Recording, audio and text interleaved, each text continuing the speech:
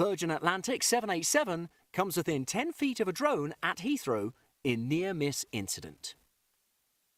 The UK Airprox Board's monthly report was recently published and revealed some rather alarming news.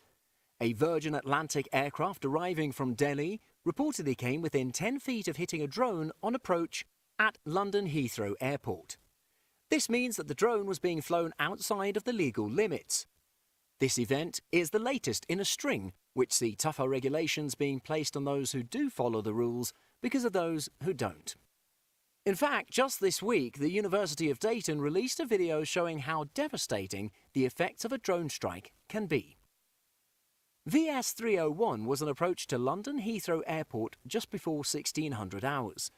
The aircraft was flying at roughly 3,200 feet on approach to runway 27L. The pilot then reported that a drone-like object flew right past the aircraft, going underneath the aircraft's wing by around 10 feet. The pilot classified the incident, which happened above Clapham Common, as being high risk. The incident has been quoted as the closest ever near miss with a drone at Heathrow, according to the Civil Aviation Authority. With drones readily available online and in high street shops, the UK's CAA has come up with a drone code. The drone code is intended to keep drone operators within the legal limits at all times, while also being easy to follow. The drone code's simple acronym, DRONE, makes it easy to remember. D. Don't fly near airports or airfields. R. Remember to stay below 400 feet or 120 meters. O. Observe your drone at all times. Stay 150 feet or 50 meters away from people and property. N. Never fly near aircraft. And E. Enjoy responsibly.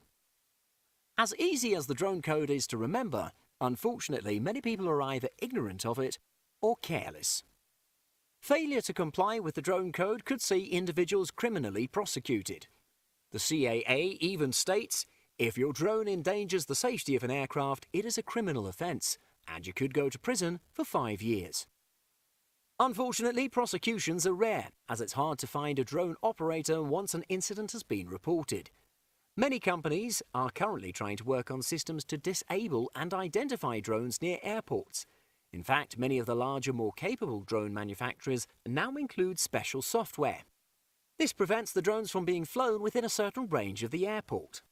Near misses with drones are unlikely to decrease in frequency, and unfortunately, this means that the rules regarding operation are likely to get a lot more strict.